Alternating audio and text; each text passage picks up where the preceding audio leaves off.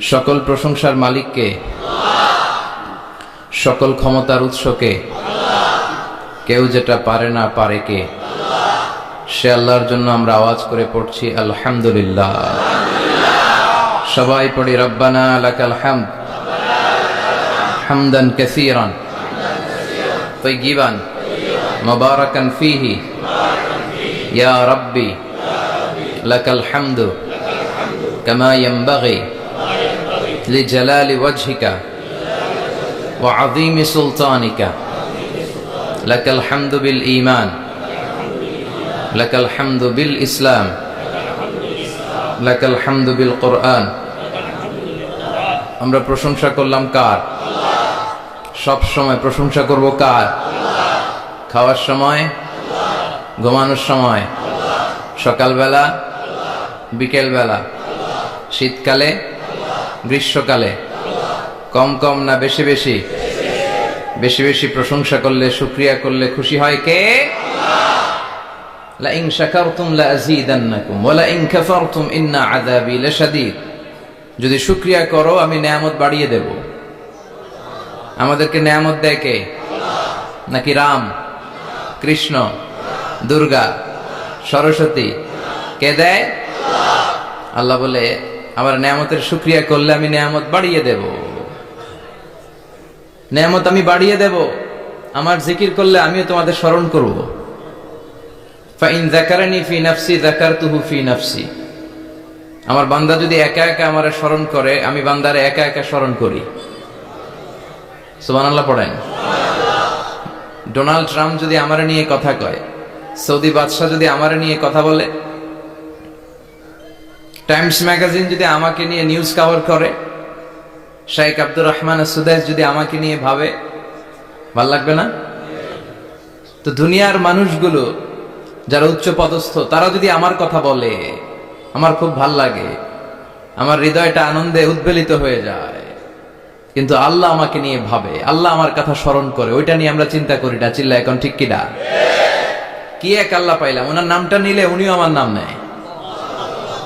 একা একা নিলে একা একা নেয়, সবাইকে নিয়ে নিলে, বিশাল বড় মহাসমাবেশ করে যদি আমরা আল্লাহর স্মরণ করি, আল্লাহর নাম নেই, আল্লাহ বলে যাকারতুহু ফি মালাইন খায়রিন মিনহু। এর চেয়েও বড় মহাসমাবেশ আমি জান্নাতে ফেরেশতাদেরকে নিয়ে করে আমি ওই বান্দাকে স্মরণ করা শুরু করে দেই।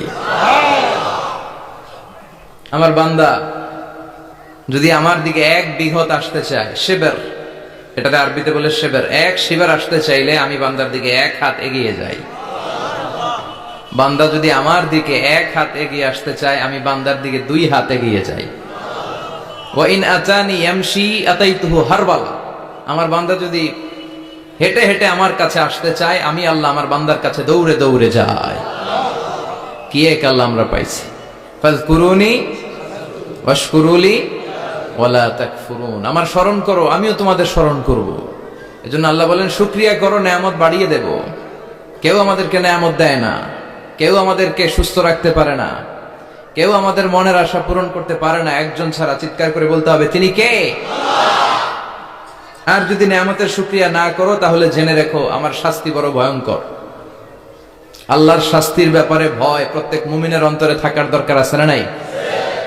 তুফান যখন আমরা দেখি, জলোচ্ছ্বাস যখন দেখি, ভূকম্পন যখন দেখি, থান্ডার, বজ্রপাত যখন দেখি, তখন বোঝা যায় যে প্রাকৃতিক দুর্যোগ, ন্যাচারাল ক্যালামিটি, ক্যাটাস্ট্রফি কত ভয়ঙ্কর হতে পারে। এজন্য আল্লাহর শাস্তি, আল্লাহর আযাব আর গজব সহ্য করার মতো ক্ষমতা পৃথিবীর কারণে। চিল্লায় বলেন ঠিক কিনা? এজন্য শুকরিয়া করতে হবে কার? করলে লাভ না লস? আর করব কম কম না বেশি বেশি? আমরা শুকরিয়া করতে চাই না, আমরা অভিযোগ করতে চাই। কি করি? অভিযোগ, কমপ্লেইন। আমার এটা নাই, ওইটা নাই, এই পাইলাম না, সেই পাইলাম না, এরকম আছে না নাই? আল্লাহর বিরুদ্ধে অভিযোগ। বিশ্বনবী বলেন তোমার চেয়ে যে খারাপ অবস্থানে আছে তার দিকে তাকাও, অভিযোগ কমে যাবে। উনজুরু ইলা মান হুয়া আসফালা মিনকা। তোমার চেয়ে যে খারাপ অবস্থায় আছে একটু তাকাও না, একটু তাকাও, তোমার চারিপাশেই আছে। যে মুহূর্তে আমরা কথা শুনছি, এই মুহূর্তে অনেকে হাসপাতালের বেডে শুয়ে শুয়ে চিৎকার করছে, মৃত্যুর প্রহর গুনছে। ক্যান্সার, দুরারোগ্য ব্যাধি যার নাই কোনো অ্যান্সার। আমার বাড়ি নাই, আমি বাড়ি চাই, গাড়ি চাই, আরো টাকা চাই, আরো পয়সা চাই, আরো খ্যাতি চাই, আরো অনেক কিছু চাই।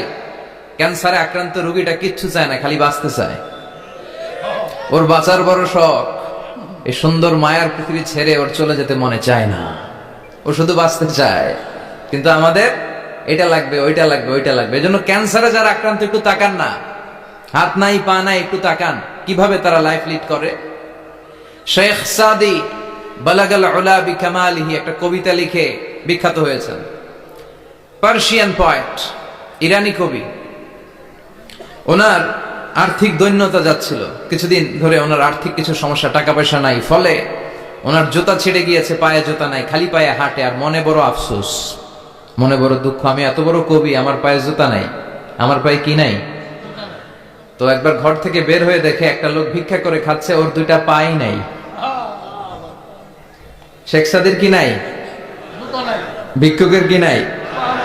ভিক্ষুকের দশা দেখে সেজদায় পড়ে গিয়েছে, সেজদায় লুটিয়ে পড়ে আল্লাহর বলে, আল্লাহ শুকুর, আলহামদুলিল্লাহ, বেশ ভালো আছি।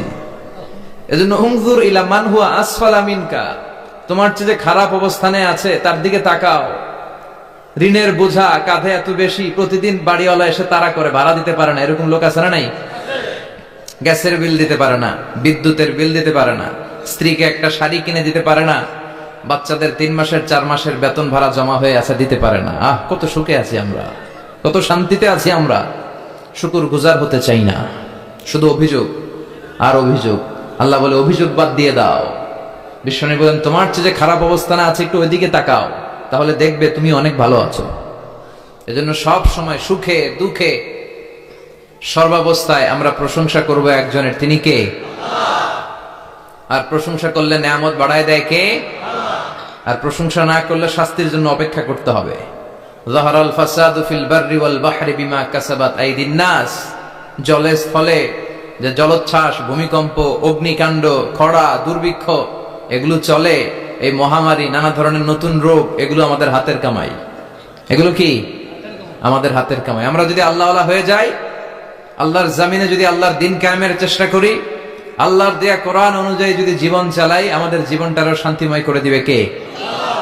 আমাদের ধর্মের নামই তো শান্তি। ধর্মের নাম কি? ইসলাম। ইসলাম মানে কি?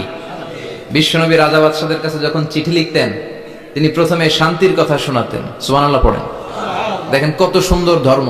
আর আমাদেরকে ওরা শান্তি শিখায়, আমাদেরকে মানবাধিকার শিখায়, মানবাধিকারের কথা, শান্তির কথা মানায় একজনের মুখে, তিনি হচ্ছেন মুহাম্মদ সাল্লাল্লাহু। গোটা বিশ্ব তার কাছে ঋণী, তার কাছে কৃতজ্ঞ।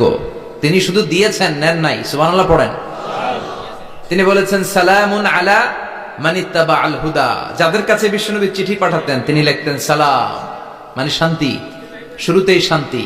কাদের প্রতি? আলা মানিত্তাবা আল হুদা, যারা হেদায়েতকে অনুসরণ করে। রাজা বাদশাদের কাছে বিশ্বনবী চিঠি পাঠাতেন, শান্তির বাণী পাঠাতেন, তারপর লিখতেন আসলিম তাসলাম, ইসলাম মানো শান্তিতে থাকবা।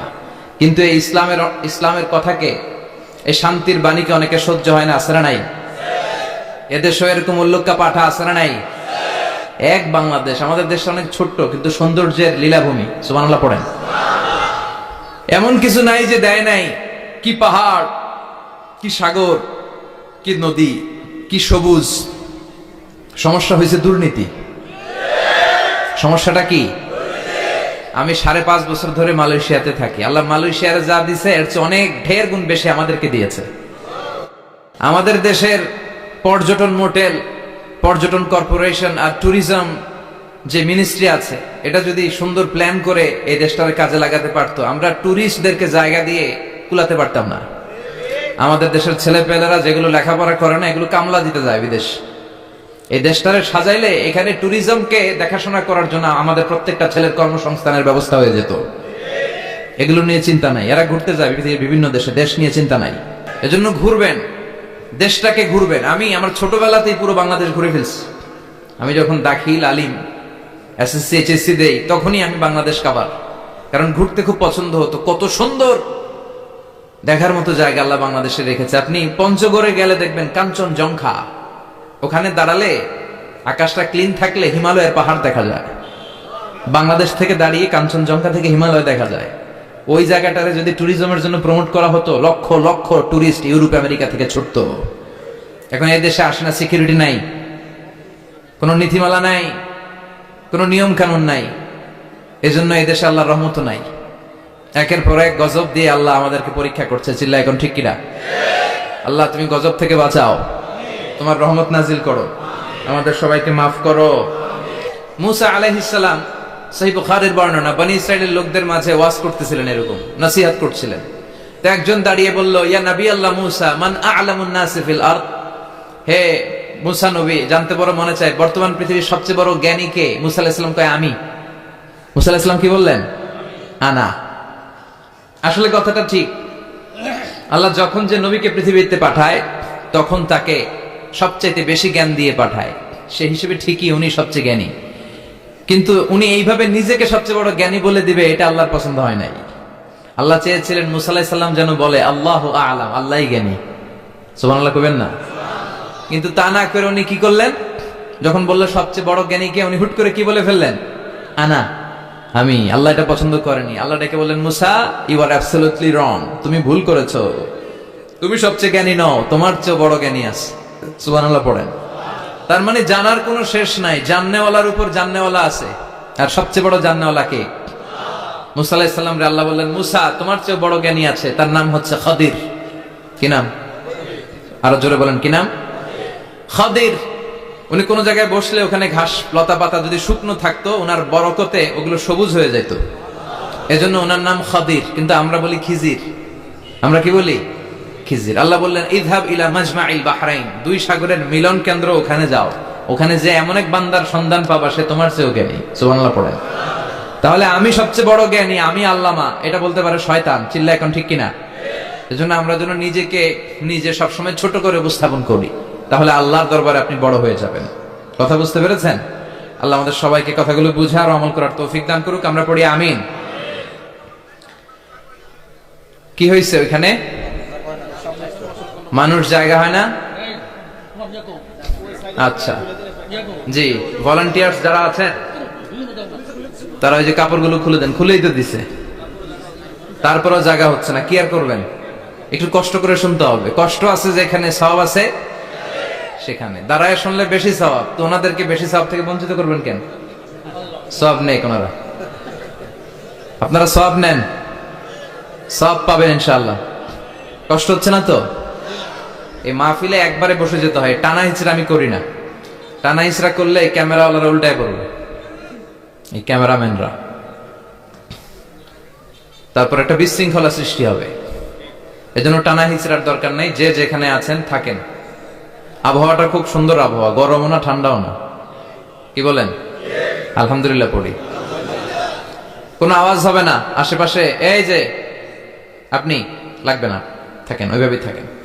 যে যেখানে আছি ওইভাবে থাকি, কোনো আওয়াজ হবে না। আমার সময় খুব কম, আমরা শিখতে এসেছি, শিখতেই হবে, আপনাকে পড়তেই হবে। কোরআনের প্রথম কথা হচ্ছে পড়ো আর নিজের জীবন গড়ো, ঠিক কিনা? পড়তেই হবে আপনাকে, না পড়ে উপায় নাই। যখন যে অবস্থায় থাকবেন পড়বেন। জীবনে আমি আমার একটা কিছু মটো আছে, লক্ষ্য, এটাকে খেয়াল করে আমি চলি। বিষয়টা হচ্ছে এরকম যে আমি কখনো হারি না, আমি হয় জিতি নয় শিখি, এরকম একটা অ্যাটিটিউড রাখবেন যে শিখতে আমাকে হবেই, কিন্তু হেরে যাব না আমরা। চিল্লায় বলেন ঠিক কিনা? এবং শিখাটাই আপনাকে মুক্তি দিতে পারে।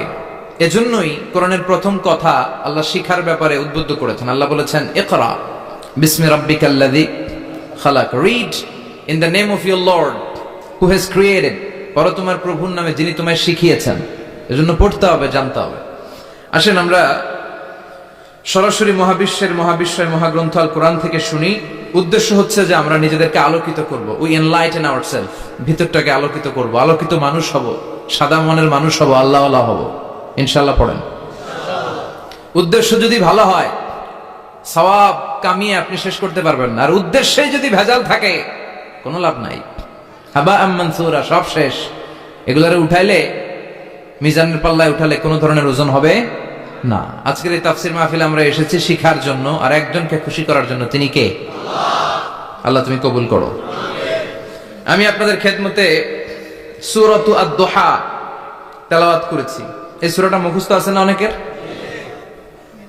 কমন একটা সূরা, প্রায় আমরা সালাতে পড়ি, মক্তবেই তো এগুলো শিখে ফেলছি, ঠিক কিনা?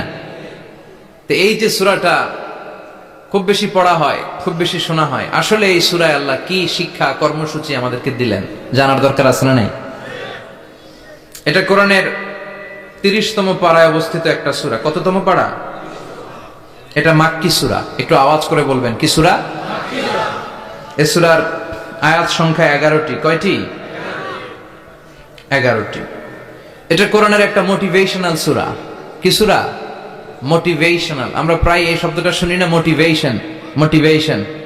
এটা কোরআনের মোটিভেশনাল সূরা, অনুপ্রেরণাদায়ক। এই দুইটা সূরা অনুপ্রেরণাদায়ক। ফাইন্না মাআল উসরি ইউসরা, আল্লাহ বলেছেন ফাইন্না মাআল উসরি ইউসরা, কষ্টের পরেই আছে সুখ, কষ্টের পরেই আছে সুখ। আমাদের জীবনে সুখ বেশি, কষ্ট কম। কয়দিন না খেয়েছিলাম, কয়দিন বিপদে পড়ছি, কয়দিন ডাকাইতে ধরছে, এক মাসের মধ্যে অসুস্থ থাকি কয়দিন আর সুস্থ থাকি কয়দিন, এটা হিসাব করে না। অসুস্থ যে ছিল খালি এটা খেয়াল রাখে, আছে না নাই? তার মানে ইন্না মাআল উসরি ইউসরা, দুঃখের পরে আছে সুখ, মোটিভেশন। প্রাণটা আবার উদ্বেলিত হয়ে ওঠে, তাই তো আসলে তো দুঃখের পরে সুখ। এজন্য কষ্ট যখন পাবেন, অসুস্থ যখন হবেন, ওইখানেও আনন্দ করবেন, কারণ সামনে আরাম আসতেছে। সুবহানাল্লাহ পড়েন। মুমিনের হারাবার কিছু নাই, দুঃখ পাওয়ার কিছু নাই। মুমিন অসুস্থ হলে অসুস্থতার মাধ্যমে তার রোগের মাধ্যমে তার গুনাহ ঝরে যায়, সে আল্লাহর কাছে প্রিয় হয়ে ওঠে। তা আমাদেরকে কেউ হারাইতে পারে? কথা বলেন, আমাদের কেউ ভয় দেখাইতে পারে? মোটিভেশনাল সূরা, সূরাতুল ইনশিরাহ আর সূরাতুদ দুহা। এখানে অনেক হিউজ মোটিভেশন আছে। যারা হতাশ, যাদের জীবন ভাল লাগে না, মরে যেতে মনে চায়, গার্লফ্রেন্ড গালি দিছে, আছে না নাই? আবার বয়ফ্রেন্ড গার্লফ্রেন্ডের গালি দিছে, এ ওড়না পেঁচায়া ফ্যানের মধ্যে ঝুলে আত্মহত্যা করে। কত বড় পাগল, তুই মরলি কেন? গালি দিছে তো কি হয়েছে? হ্যাঁ, বুঝতে চায় না, হতাশ হয়ে যায়। আর বয়স কম তো, ইচড়ে পাকা, অল্পতে কাবু হয়ে যায়। এই সূরাগুলো পড়ে না। এখানে আশার বাণী আছে। আজকে আমি জানি কথা শোনাবো আপনাদেরকে, শুরুতে আগে সংক্ষেপে বলে দিই। এই সূরার মূল কথা হচ্ছে, মানে সেন্ট্রাল থিম বা সাবজেক্ট ম্যাটার, সূরাতুদ দুহার কেন্দ্রীয় আলোচ্য বিষয় হচ্ছে নিরাশ হবেন না, হতাশ হবেন না, হাল ছাড়বেন না। ভরসা রাখবেন কার উপর? মুমিনরা নিরাশ হয়, হতাশ হয়, হাল ছাড়ে নাকি ভরসা রাখে? কার উপর? ভরসা কার উপর? এজন্য সূরাতুদ দুহার কেন্দ্রীয় আলোচ্য বিষয় হচ্ছে হতাশ হওয়া যাবে না, নিরাশ হওয়া যাবে না, হাল ছাড়া যাবে না, ভরসা রাখতে হবে একজনের উপর। চিৎকার করে বলেন, তিনি কে? হতাশ যারা, ফ্রাস্ট্রেটেড আপসেট পিপল, তাদের জন্য, হতাশ ব্যক্তিদের জন্য এই সূরাটা একটা আলোকবর্তিকা, একটা আলোর মশাল। এই সূরাটা পড়লেই হতাশ ব্যক্তিরা মনে শান্তি পায়, আশা ফিরে পায়, দিক ফিরে পায়, ঠিক কিনা? এই সূরাটা নাজিল হওয়ার একটা ব্যাকগ্রাউন্ড আছে, শুনবেন। বিষ্ণু ঈসা ইসলামের কাছে যখন ওহী নাজিল হতে শুরু করলো, বিষ্ণু ঈসা ইসলাম ওহীর কথাগুলো পৌঁছে দিতে লাগলেন। যাই নাজিল হতো বিষ্ণুনবী পৌঁছে দিতেন। বিশ্বনবী সাহাবাদের কাছে শেয়ার করে দিতেন, যেটাই নাজিল হতো তিনি পৌঁছে দিতেন, যেটাই, কারণ আল্লাহর আদেশ, ইয়া আইয়ুহার রাসূল বাল্লিগ মা উনজিলা ইলাইক, ও নবী আপনার কাছে আমি ওহী থেকে যা নাজিল করি সব পৌঁছে দেন, একটাও গোপন করা যাবে? আল্লাহর কাছ থেকে বিশ্বনবী যে সমস্ত মেসেজ, ইনফরমেশন, তথ্য, রেভেলেশন ওহী পেয়েছে, একটাও কি বিশ্বনবী গোপন করেছে? সব প্রকাশ করে গিয়েছে, সব শেয়ার করে গিয়েছে। বিশ্বনবী শেয়ার করতে লাগলেন। সকালে যা নাজিল হয় শেয়ার করেন, দুপুরে নাজিল হয় শেয়ার করেন, রাতে নাজিল হয় শেয়ার করেন, শেয়ার করতে লাগলেন। কিন্তু কি অবাক করা কাণ্ড, হঠাৎ করে এই ওহী আসার ধারাবাহিকতা আল্লাহ বন্ধ করে দিলেন। ওহী আর আসে না, আকাশ থেকে নতুন তথ্য আর নামে না। ঘটনা কি? ওহী আসে না কেন? তথ্য আসে না কেন? জিব্রাইল আসে না কেন? কোন বর্ণনা এসেছে 15 দিন, কোন বর্ণনায় 1 মাস, 3 মাস, এমনকি 6 মাস পর্যন্ত বর্ণনা পাওয়া যায় যে বিশ্বনবীর কাছে 6 মাস ওহী আসে নাই। বিশ্বনবী তো অবাক, ঘটনা কি? ওহী নামে না কেন? আর ওহী না আসলে তো বিশ্বনবী শেয়ার করতে পারে না। এতদিন যা আসতো বলে বেড়াতো, এখন আসেও না, বলতেও পারে না। কাফির মুশরিকরা বিশ্বনবীর গালি দিতে শুরু করলো, মুহাম্মদের রব মুহাম্মদের ভুইলা গেছে, মুহাম্মদের আল্লাহ মুহাম্মদের ছেড়ে দিয়েছে। বিশ্বনবীর চাচি আবুল আহাবের স্ত্রী উম্মে জামিল বলতে শুরু করলো, কি মোহাম্মদ, তোমার শয়তানটা তোমার কাছে আসে না? না, শয়তান দ্বারা তিনি জিব্রাইলকে বুঝিয়েছেন যে তোমার জিব্রাইল তোমার কাছে আসে না। এভাবে সবাই গালমন্দ করতে শুরু করলো যে মোহাম্মদের আল্লাহ মোহাম্মদকে ভুলে গিয়েছে। বিশ্ব নবী সাল্লাল্লাহু আলাইহি ওয়াসাল্লাম নিজেও হতাশ হয়ে গেলেন, কি রে ওহী আসে না কেন? আমার কোনো ভুল হচ্ছে না তো? আমার কোনো অপরাধ হয়ে গেল না তো? আল্লাহ কি আমার উপর অসন্তুষ্ট হয়েছেন? আল্লাহ কি আসলেই আমারে ভুলে গেছেন? আল্লাহ কি আমাকে ত্যাগ করেছেন? তিনি কি আমার উপর রেগে আছেন? আমরাও মাঝে মাঝে এরকম হতাশ হয়ে পড়ি। এরকম হতাশ লোক আছে না নাই? কিরে আমার দোয়া কবুল হয় না কেন? আল্লাহ আমার ডাকে সাড়া দেয় না কেন? আমার জীবনে এত দুঃখ কেন? আমার জীবনে তো ভালো কিছু হয় না, খালি সব কষ্ট আমার কেন? এরকম আছে না নাই? এরকম হতাশদের জন্য এই সূরাটা একটা আলোকবর্তিকা, মোটিভেশনাল সূরা। আলহামদুলিল্লাহ পড়েন। বিশ্বনবীকে আল্লাহ আশ্বস্ত করলেন আর এই সূরাটা নাজিল করলেন আর বললেন ওয়াদ-দুহা। ওয়াদ-দুহা, দুহা মানে আলো, দুহা মানে আলো, প্রভাতের সূর্য কিরণের শপথ। Look up, the sunlight, it's a very beautiful day out there. ও নবী হতাশ হবেন না, বেরোন, সকালের সূর্যটা কত সুন্দর, কি ঝলঝলে পৃথিবী, ফকফকে আর তকতকে, দেখলেই মনটা ভরে যায়, ঠিক কি না? দুহা, দুহা মানে আলো, আশার আলো, সম্ভাবনার আলো। আমাদের জীবনে আলোর দরকার আছে না নাই? আলো না থাকলে আমরা বাঁচতে পারবো? আলো লাগে বড় ভালো। এই আজকে আলো না থাকলে আমরা দেখা যেত? এজন্য কোরআনকে আল্লাহ আলো বলেছেন। কোরআনকে কি বলেছে? কিতাবুন আনজালনাহু ইলাইকা লিতুখরিজান নাসা মিনাল যুলুমাতি ইলান নূর। ও Muhammad, I've revealed this holy Quran unto you to lead the mankind out of darkness into the light. অন্ধকার থেকে লাইট, লাইট মানে কি? আলো, আলোর দিকে নেয়ার জন্য এই কোরআন পাঠিয়েছি। আবার বিশ্বনবীকেও আল্লাহ নূর, নূরের সাথে তুলনা করেছেন। আবার বিশ্বনবী আল্লাহর কাছে নূর চাইতেন, বলতেন আল্লাহ আমার ডানে আলো দাও, আমার বায়ে আলো দাও, আমার সামনে আলো দাও, পিছনে আলো দাও, উপরে আলো দাও, নিচে আলো দাও, আমার দেহে আলো দাও, আমার মাংসপেশির ভিতরে আলো দাও, আমার হাড্ডির ভিতরে আলো দাও, আমার জন্য তুমি আলো দাও। পড়ে না আমিন? এজন্য আলো ছাড়া বেঁচে থাকা অসম্ভব। আল্লাহ তাআলা আলোর নামে সূরা দিলেন, সূরাতুদ দুহা, প্রভাতের আলো, প্রভাতের সূর্য কিরণের শপথ, আলোর শপথ। সুবহানাল্লাহ পড়েন। এরপর আল্লাহ বললেন ওয়াল-লাইলি ইযা সাজা, আলোর শপথ, সকালের সকালবেলার সূর্য কিরণের শপথ। দ্বিতীয় আয়াতে আল্লাহ বললেন রাত্রিবেলার শপথ, যখন রাত্রিটা নিঝুম হয়, হয় নিস্তব্ধ, নিঝুম আর নিস্তব্ধ রাতের শপথ। তাহলে আল্লাহ আলোর কসম কাটলেন, তারপরে অন্ধকারের কসম কাটলেন, ঠিক কিনা? আলো দ্বারা মূলত আল্লাহ তাআলা ওহীর আগমনকে বুঝিয়েছে, আর অন্ধকার দ্বারা আল্লাহ তাআলা ওহীর অনুপস্থিতি বুঝিয়েছে। এটা দিয়ে আল্লাহ বুঝাতে চাইলেন, ও নবী, কাফির মুশরিকরা আপনারা গালি দেয়, ওরা বলে যে আমি আপনার ভুলে গেছি, আমি আপনারে ত্যাগ করেছি, আমি আপনার প্রতি অসন্তুষ্ট। না না, আমি ইচ্ছা করে ওহী পাঠাই না, কারণ সব সময় আলো থাকলে ভাল লাগে না, কিছু সময় অন্ধকারের দরকার আছে না নাই? বুঝে শুনে উত্তর দিয়ে। 24 ঘন্টা আলো, 365 দিন খালি আলো আলো আরো আলো। যদি সূর্যের আলো সব সময় থাকে 365 দিন, ভাল লাগবে? রাতে ঘুমাবেন কেমনে? আবার সব সময় ঘুটঘুটে অন্ধকার, আলো নাই, ভাল লাগে? ক্ষেত খামারে চাষ করা লাগবে না, বাজারে যাওয়া লাগবে না। তার মানে আলোরও দরকার আছে, অন্ধকারেরও দরকার আছে।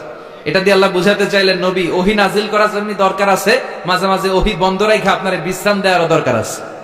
চিৎকার করে বলেন আল্লাহু আকবার।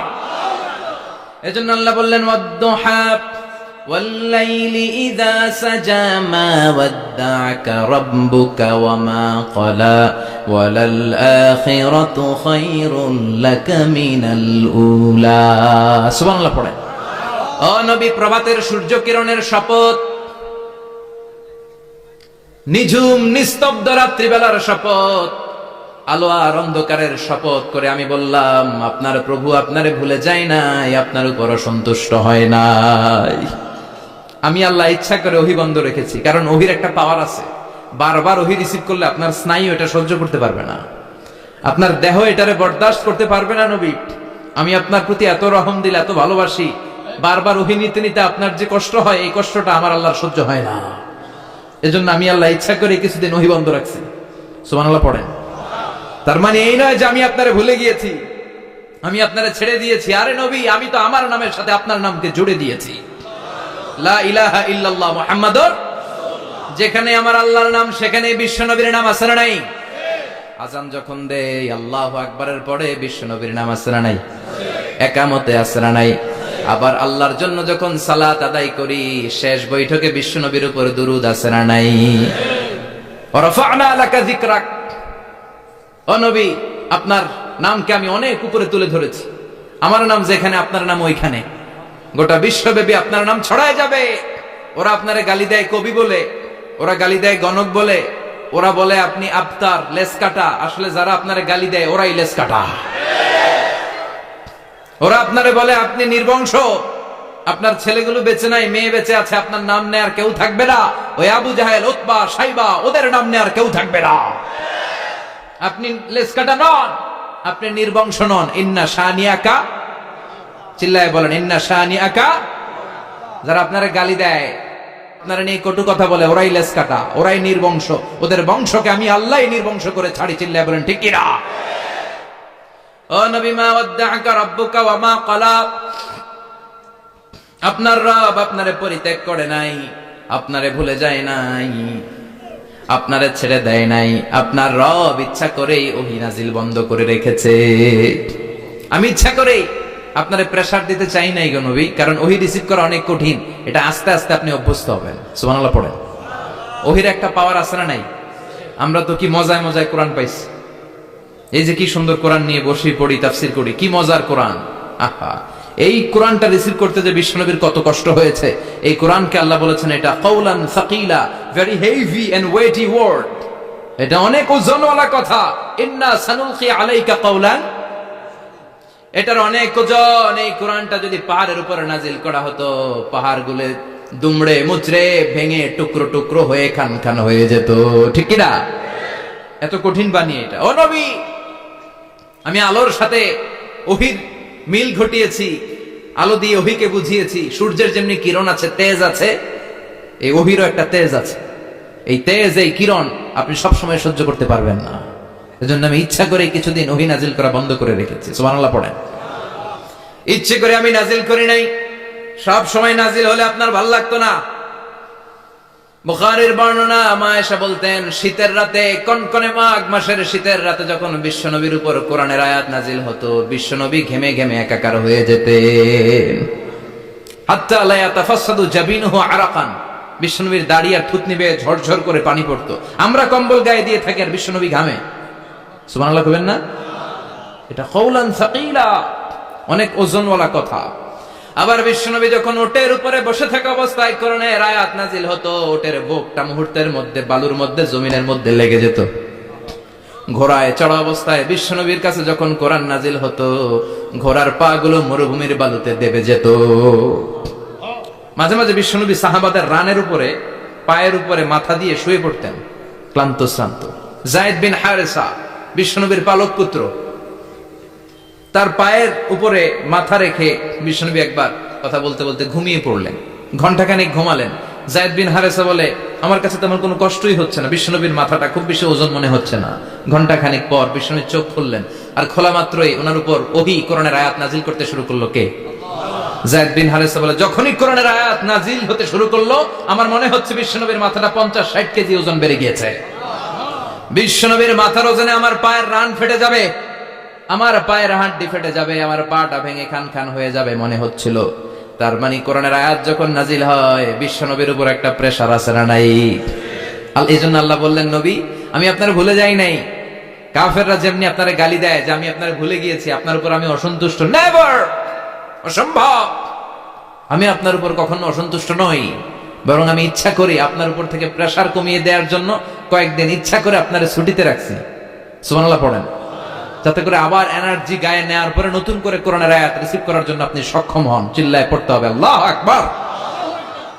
এজন্য আল্লাহ বললেন, ওয়াদ-দুহা ওয়াল-লাইলি ইযা সাজা মা ওয়াদ্দা'আকা রাব্বুকা ওয়া মা ক্বালা ওয়ালাল আখিরাতু খায়রুল লাকা মিনাল উলা। এরপর আল্লাহ বললেন, নবী ওয়ালাল আখিরাতু খায়রুল লাকা মিনাল উলা, and verily indeed the hereafter is far better for you than this dunya. এই দুনিয়ার চেয়ে আপনার জন্য আখিরাতটা অনেক দামি। খায়রুল লাকা মিনাল উলা, এই দুনিয়ার চেয়ে আখিরাতটা অনেক শ্রেষ্ঠ। আয়াতে আল্লাহ বললেন দুনিয়ার চেয়ে আখিরাত শ্রেষ্ঠ, আর এক আয়াতে আল্লাহ বললেন দুনিয়ার চেয়ে আখিরাত হলো স্থায়ী, ঠিক কিনা? বাল তু'থিরুনাল হায়াতাদ দুনিয়া ওয়াল আখিরাতু খায়রুন ওয়া আবকা। তোমরা দুনিয়ার জীবন নিয়ে পাগল পাড়া হয়ে থাকো, আল্লাহ বললেন দুনিয়ার জীবনের চাইতে আখিরাতের জীবন শ্রেষ্ঠ এবং স্থায়ী, ঠিক কিনা? কার কথা? দুনিয়া স্থায়ী না আখিরাত স্থায়ী? দুনিয়া শ্রেষ্ঠ না আখিরাত শ্রেষ্ঠ? কিন্তু আমরা কোনটার পিছনে দৌড়াই? খালি দুনিয়া দুনিয়া। দুনিয়া কে মজা লে লো, দুনিয়া তোমারি হ্যায়, কিন্তু জান্নাত কে মজা লে লো, জান্নাত তোমারি হ্যায়, ওইটা কয় না? আছে না নাই? দুনিয়ার পেছনে পাগল হয়ে আমরা পড়ে থাকি। এই দুনিয়ার জীবনটা একটা মায়াজাল, এটা একটা মরিচিকা। এই মরিচিকা, এই ধোঁকা, এই লালসা আর এই মায়াজালের পেছনে আমরা ছুটছি। ছুটতে ছুটতে হুট করে একবার কবরের ভিতরে ঢুকতে হবে। কথা বলেন? তখন আমাদের টনক নড়বে। এজন্য দুনিয়া মুমিনদের জন্য শ্রেষ্ঠ আর স্থায়ী জায়গা নয়। মুমিনের আসল জায়গা হচ্ছে আখিরাত। মুমিনের শান্তি আর কল্যাণের জায়গা হচ্ছে আখিরাত। জান্নাত হচ্ছে মুমিনের শেষ ঠিকানা। চিৎকার করে বলেন ঠিক কিনা? সেটাই বিশ্বনবী বললেন, নবী কাফির মুশরিকদের কথা আপনি কান দিবেন না, ওদের কথায় হতাশ হবেন না, নিরাশ হবেন না, হাল ছাড়বেন না, ভরসা রাখবেন কার উপর? কারণ ওয়ালাল আখিরাতু খায়রুল লাকা মিনাল উলা। এই দুনিয়ার জীবন ক্ষণস্থায়ী জীবন, চিরকালীন জীবন হলো আখিরাত। নবীরে কিভাবে আশ্বাস দিতেছে দেখছেন? অ্যাসিউরেন্স করতেছে, কনফার্মেশন। এই সূরাটা যে শান্তির সূরা, মোটিভেশনের সূরা, অনুপ্রেরণার সূরা, ইন্সপাইরেশন যে জায়গায়, প্রতিটা আয়াতে আপনি ইন্সপাইরেশন পাবেন। তো প্রতিটা আয়াতে আপনি উজ্জীবিত হবেন, সজীব হবেন, এনথিউজিয়াস্টিক এন্ড এনার্জেটিক হবেন, আপনি এনার্জি ফিরে পাবেন। আলহামদুলিল্লাহ পড়েন। এরপরে বিশ্বনবীর আরো খুশি করার জন্য আল্লাহ বললেন, ওয়ালা সাউফা ইউতিকা রাব্বুকা ফাতারদা। ও নবী, অচিরে এমন এমন জিনিস আমি আপনারে দান করব, এগুলো পেয়ে আপনি খুশি হয়ে যাবেন। কে বলে? কারে বলে? শুনতেছেন? বুঝতেছেন? কষ্ট হচ্ছে না তো? ওয়ালা সাউফা ইউতিকা রাব্বুকা ফাতারদা। অচিরেই এমন এমন জিনিস আমি আল্লাহ আপনারে দান করবো। ওরা আপনারে গালি দেয়, ওদের কথা আপনার মন খারাপ, আপনি হতাশ, ভয় পাবেন না নবী। হতাশ হবেন না, নিরাশ হবেন না, আমার উপর ভরসা রাখেন না। এমন এমন জিনিস আমি আপনারে দেব, ফাতারদা, ওগুলো পেয়ে আপনি খুশি হয়ে যাবেন। সুবহানাল্লাহ পড়েন। আল্লাহর কাজই হলো বিশ্বনবীরে খুশি রাখা। Verily I'm going to give you something that will make you happy. এমন জিনিস আপনারা দেব নবী, আপনি খুশি হয়ে যাবেন। আল্লাহর কাজই হচ্ছে বিশ্বনবীরে খুশি রাখা। যেখানে বিশ্বনবীর মন খারাপ, ওইখানে বিশ্বনবীর আল্লাহ আছে না নাই? বিশ্বনবীর উপাধি দিয়েছেন আল্লাহ হাবিবুল্লাহ। কি দিয়েছে? আর সাইয়েদনা ইব্রাহিমের উপাধি খলিলুল্লাহ। দুইজনই আল্লাহর প্রিয়, দুইজনই উলুল আজমি মিনার রসুল। কিন্তু খলিল মানেও বন্ধু, হাবিব মানেও বন্ধু। খলিল মানে এমন বন্ধু যেই বন্ধু আল্লাহরে খুশি করার জন্য কাজ করে, আর হাবিব মানে এমন বন্ধু যেই বন্ধুরে খুশি রাখার জন্য আল্লাহ নিজেই কাজ করে। কি শান, কি মান এই নবীর! আর ওই নবীরে গালি দেয়। এগুলো জাহান্নামের নরকীট আর পিতৃ পরিচয়হীন জারদ সন্তান। As a father, as a teacher, as a commander, as a lawgiver, as a lawmaker, as a reformer of the society, Muhammad is the Superman of the world. উনি সুপারম্যান, উনি অসাধারণ ব্যক্তিত্ব, আনপ্যারালাল পার্সোনালিটি। ওনার জীবনী নিয়ে পড়া শুরু করলে এটা শেষ হয় না। বিয়ন্ডলেস, বাউন্ডলেস, বটমলেস, এটা তলাবিহীন সাগর। বিশ্বনবীর জীবনী একটা সাগর, কিন্তু সাগরের কি নাই? সুবহানাল্লাহ কইবেন না? এই বিশ্বনবীর খুশি রাখা কার কাজ? যেখানে বিশ্বনবী হতাশ, যেখানে বিশ্বনবীর মন খারাপ, বিশ্বনবীর মন ভালো করে দেয় কে? এজন্য আল্লাহ বললেন, ওয়ালা সাউফা ইউতিকা রাব্বুকা। অচিরেই আপনার রব আপনাকে এমন এমন জিনিস দান করবে নবী, এগুলো পেয়ে আপনি খুশি হয়ে যাবেন। কিভাবে নবী খুশি হয়েছে, কিভাবে নবীর আল্লাহ খুশি রাখবে শুনবেন? শুনবেন? শুনবেন? দেখেন, খেয়াল করে বুঝতে হবে কিভাবে আল্লাহ তাআলা বিশ্বনবীকে খুশি করেন। দেখেন, বিশ্বনবীর প্রথম কোথায় খুশি করলেন? বিশ্বনবী মক্কার জমিনে দাওয়াতি কাজ যখন শুরু করলেন, তিনি দেখলেন বিশ্বনবী খুব ভালো অ্যানালাইসিস করতে পারতেন। তিনি মক্কার সোসাইটিটাকে, সমাজটাকে বিশ্লেষণ করে অ্যানালাইজ করে উনি দেখলেন যে এই মক্কায় দাওয়াতি কাজের একটা শক্ত অবস্থান নিতে হলে দুইজন লোকের একজন আমার চাই। সুবহানাল্লাহ পড়েন। কি বিশ্লেষণ শক্তি! কি চিন্তা শক্তি! উনি ঘেটে ফেললেন, উনি বুঝে ফেললেন সবাইকে দেখে যে দুইজনের একজন আমার সাথে না থাকলে আমার দাওয়াতি কাজ চালানো কষ্ট হয়ে যাবে। এজন্য গভীর রাতে তাহাজ্জুদের নামাজ শেষে আল্লাহর কাছে কেঁদে কেঁদে বিশ্বনবী দোয়া করে, আল্লাহুম্মা আইজ্জাল ইসলাম বি আহাব্বির রাজুলাইনি ইলাইক। আল্লাহ, দুইজন লোকের যেই লোকটারে তোমার দরবারে মকবুল মনে হয়, ভালো লাগে, পছন্দ হয়, তাদের একজনকে ইসলামের ভেতরে ঢুকিয়ে দিয়ে ইসলামকে তুমি বিজয় দান করে দাও। ও আল্লাহ, দুইজনের একজনকে আমার চাই। একজন হলো আবি জাহাল ইবনে হিশাম, হিশামের বেটা আবু জাহাল, আও উমর ইবনুল খাত্তাব, অথবা খাত্তাবের বেটা উমর। সুবহানাল্লাহ পড়েন। সাথে সাথে দোয়া কবুল করলো কে? কার জন্য করলো? নাকি আবু জাহেলের জন্য? আবু জাহেলের চোখের সামনে পর্দা ছিল, ও পর্দা সরায় না। ওর অন্তরে পর্দা, ও পর্দা উঠে সত্যটা দেখতে চায় না। এজন্য ওর জন্য গোটা বিশ্ববাসীর আছে ঘৃণা। ও যেখানে মারা গেছে, ওর যেখানে জন্মস্থান, ওইখানে সৌদি সরকার ল্যাট্রিন বানায় থুইছে, ঘৃণার প্রতীক। ওইখানে তো অন্য কিছু বানাইতে পারতো, ল্যাট্রিন বানাইতে যাবে কেন? গোটা বিশ্বের মানুষ যায় যেন এটা ভরাই দিয়ে আসতে পারে। কথা বলেন। এই বেয়াদবটার জন্য আল্লাহ দোয়া কবুল করে নাই। ওমরে ফারুক রাগী ছিলেন, কিন্তু সত্য প্রকাশে, সত্য গ্রহণে আপসহীন। সত্য দেখলেই উনি মেনে নিতেন। এটা জাহেলি যুগে ওনার মধ্যে এই গুণ ছিল। আল্লাহু আকবার। বিশ্বনবী কেঁদে কেঁদে দোয়া করে, আল্লাহ, মক্কার জমিনে এই দুইজনের একজন যদি কালেমা না পড়ে, মক্কার জমিনে দাওয়াতি কাজ চালিয়ে যাওয়া কঠিন হয়ে যাবে। হয় হিশামের বেটা আবু জাহেল কিংবা খাত্তাবের বেটা ওমরকে তুমি ইসলামে ঢুকাও। আল্লাহ ওমরের জন্য দোয়া কবুল করলেন। বিশ্বনবী তখনও বুঝতে পারেন এই দোয়াটা কার জন্য কবুল। হঠাৎ ওমরে ফারুক বিশাল একটা নাঙ্গা তলোয়ার নিয়ে বিশ্বনবীকে হত্যা করার জন্য ছুটে এলো। বিশ্বনবী তখন মক্কার আরকাম ইবনে দারুল আরকামের ঘরে সাফা পাহাড়ের পাদদেশে লুকিয়ে লুকিয়ে দাওয়াতি কাজ করতেন। আশেপাশে সাহাবীরা বসা। বিশ্বনবীর চাচা হামজা ইবনে আব্দুল মুত্তালিব বললেন, নবী তাড়াতাড়ি পালিয়ে যান, ওই যে দেখা যায় ওমরে ফারুক তলোয়ার নিয়ে আপনারে মারতে আসছে। বিশ্বনবী বললেন, চাচা সরে যান, সাহাবীদেরকেও সরে যেতে বলেন, দরজাটা খুলে দেন, ওমরকে আসতে দেন। আমার তো মনে হচ্ছে ওই যে তাহাজ্জুদের নামাজ পড়ে আল্লাহর কাছে কেঁদে কেঁদে আমি দোয়া করেছি, আমার দোয়াটা আজকে কবুল হতে চলেছে। আমার তো মন বলছে আল্লাহ দোয়াটা কবুল করবে। দরজা খুলে দেন। ওমর ফারুক চলে আসলেন, এসে তলোয়ার রেখে দিয়ে আঙ্গুল উঁচু করে বললেন, আশহাদু আল্লা ইলাহা ইল্লাল্লাহ, আশহাদু আন্নাকা মুহাম্মাদ রাসূলুল্লাহ। ঝিনুকের ভেতর লুকিয়ে থাকে যেমন মতি, ঝিনুকের ভেতর লুকিয়ে থাকে যেমন মতি, কালমা শাহাদাতে আছে আল্লাহর জ্যোতি, কালমা শাহাদাতে আছে আল্লাহর জ্যোতি। সুবহানাল্লাহ পড়েন। কি আল্লাহর জ্যোতি এসে ওমরে ফারুকের হৃদয়টাকে নুরানি করে দিল। তিনি তলোয়ার রেখে ঘোষণা দিলেন, আশহাদু আল্লা ইলাহা ইল্লাল্লাহ ওয়া আশহাদু আন্নাকা মুহাম্মাদ আবদুল্লাহ ওয়া রাসূলুহু। বিশ্বনবী খুশি হয়ে গেলেন।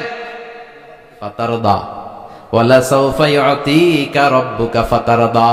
ও নবী, অচিরে এমন এমন জিনিস একটার পর একটা আমি আপনারে দান করব, এগুলো পেয়ে আপনি খুশি হয়ে যাবেন গো নবী। আপনার অন্তরে দুঃখ, কষ্ট, হতাশা, আপসেট হওয়ার মানসিকতা, ফ্রাস্ট্রেশন কিছু আল্লাহ রাখবো না। ওয়ালা সাউফা ইউতিকা রাব্বুকা ফাতারদা। অচিরে এমন এমন জিনিস আমি আল্লাহ আপনারে দেব, আপনি খুশি হয়ে যাবেন। ওমরে ফারুকের ইসলাম ধর্ম গ্রহণ করানোর মাধ্যমে বিশ্বনবীর মনটারে খুশি করে দিল কে? ফাতারদা। বিশ্বনবী খুশি হয়ে গেলেন। পাইছেন আল্লাহ কিভাবে বিশ্বনবীর খুশি করে? সুবহানাল্লাহ পড়বেন না? এরপরে বিশ্বনবী মক্কা থেকে তায়েফে দাওয়াত দিতে গেলেন। কোথায়?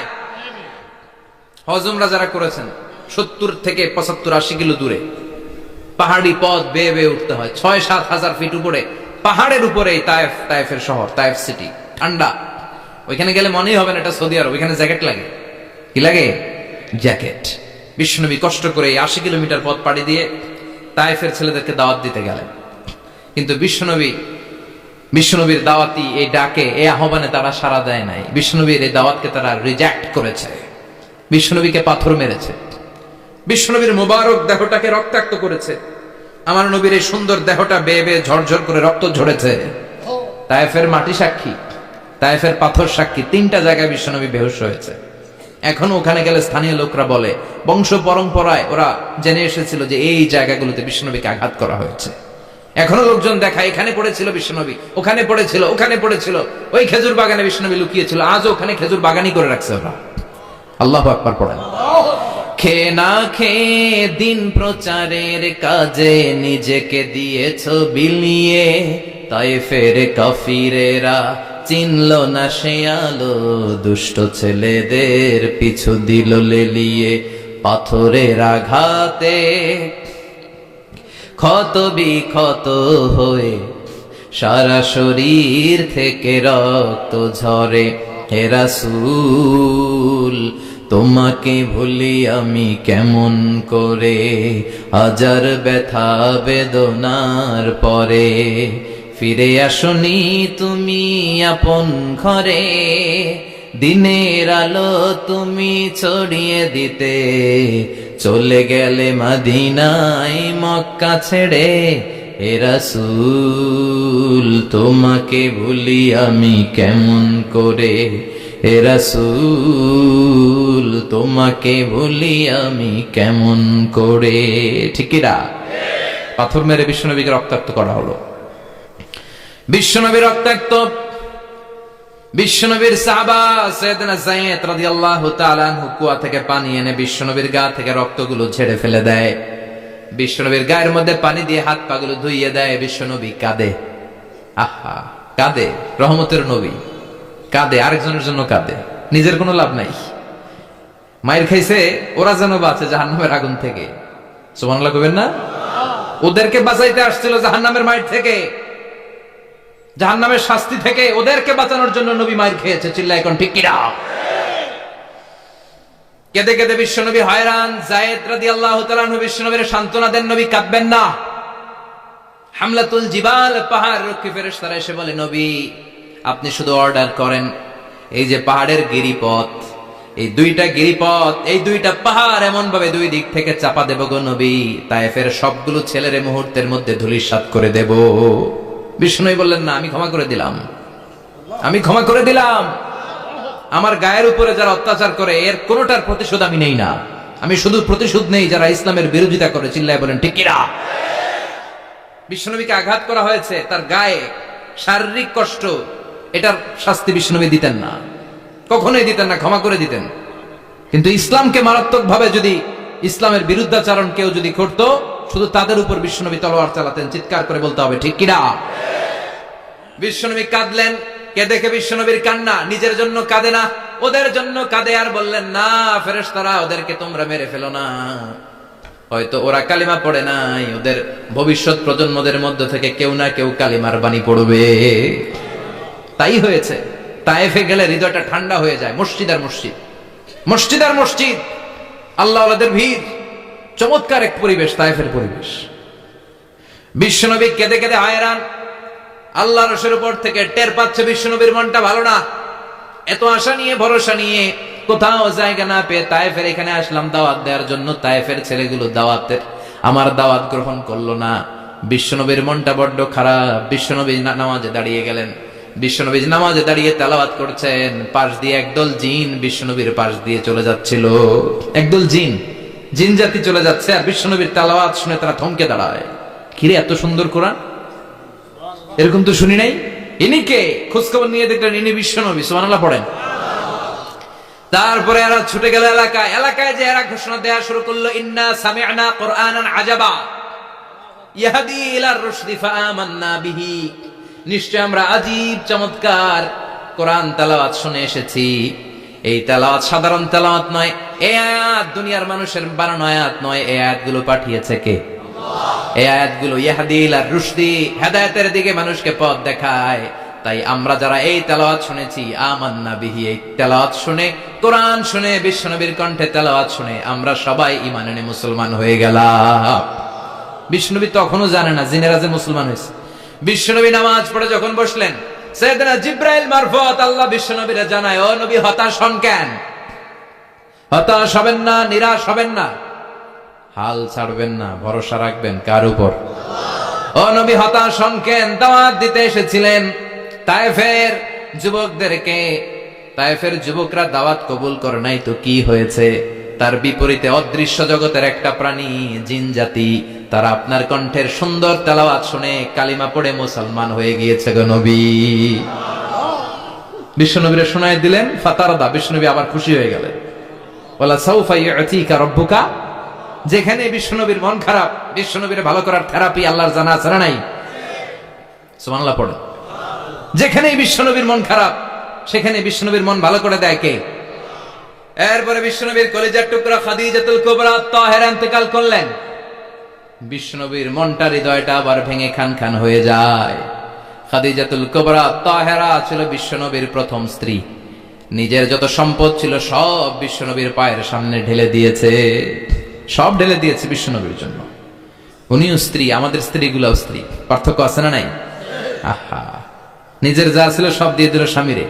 বিশ্বনবী বলতেন রুজিকতু হুব্বাহা, খাদিজাতুল কুবরার ভালোবাসা সহিহ মুসলিমের বর্ণনা, আল্লাহ আমার হৃদয়ের ভিতরে রিজিক হিসেবে দিয়েছে।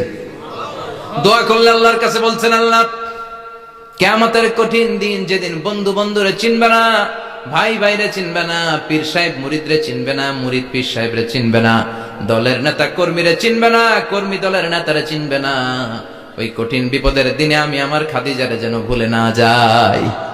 একটা মহিলাকে রব্বুল আলামিন আরশের উপর থেকে সালাম জানিয়েছেন, মহিলাটার নাম হলো খাদিজা।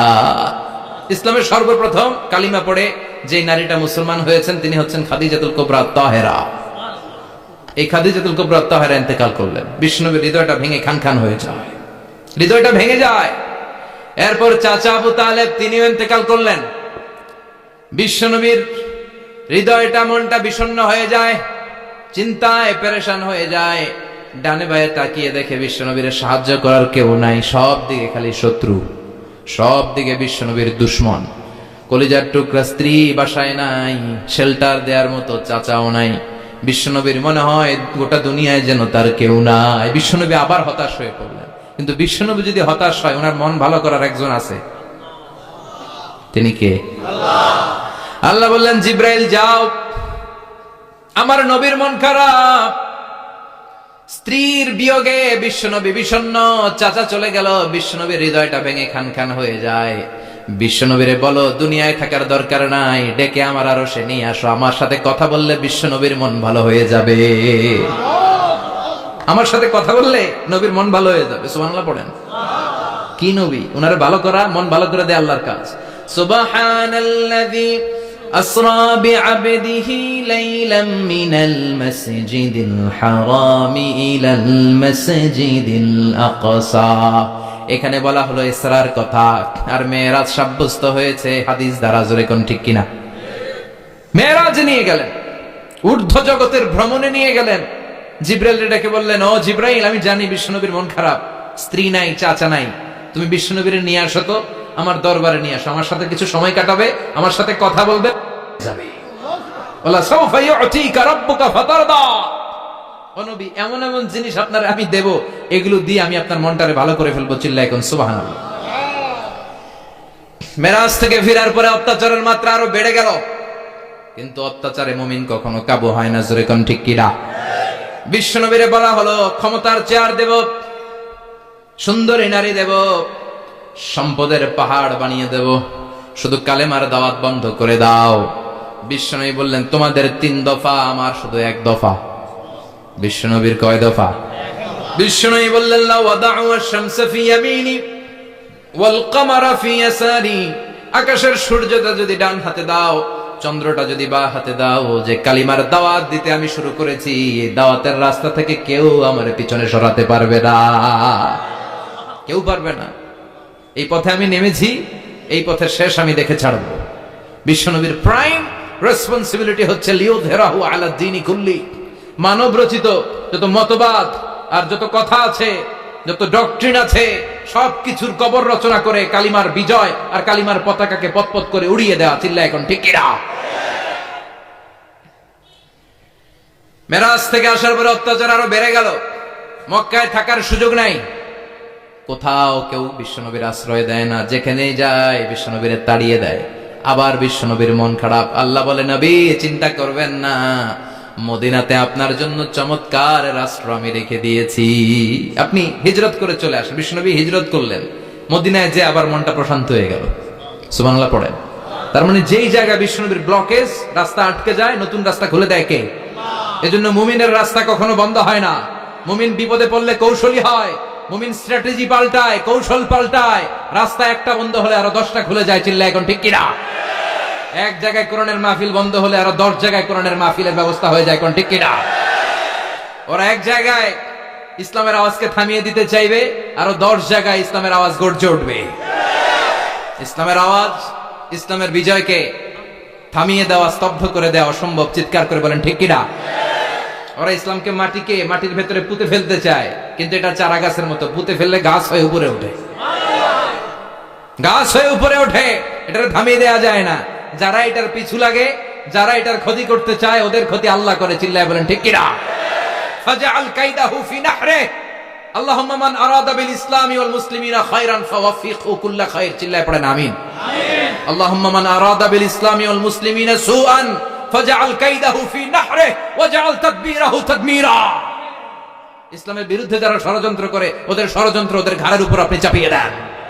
ওরা মুমিনদেরকে ফালানোর জন্য যে গর্ত করে, ওই গর্তের ভেতরে আপনি ওদেরকে ডুবিয়ে দেন। এটাই ইসলামের বৈশিষ্ট্য।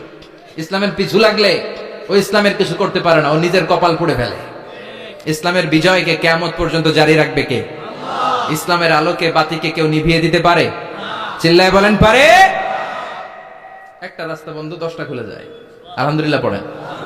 মক্কায় জায়গা নাই, মদিনায় চলে গেলেন। মদিনার লোকেরা গাইতে শুরু করলো, তলাআল বাদরু আলাইনা মিন সানিয়াতিল ওয়াদা ওয়াজাবা আশ-শুকরু আলাইনা মাদাআ লিল্লাহি দা আইয়ুহাল মাবউসু ফিনা جئت من أمر المطاع جئت شرفت المدينة مرحبا يا خير دا পড়েন আল্লাহু আকবার।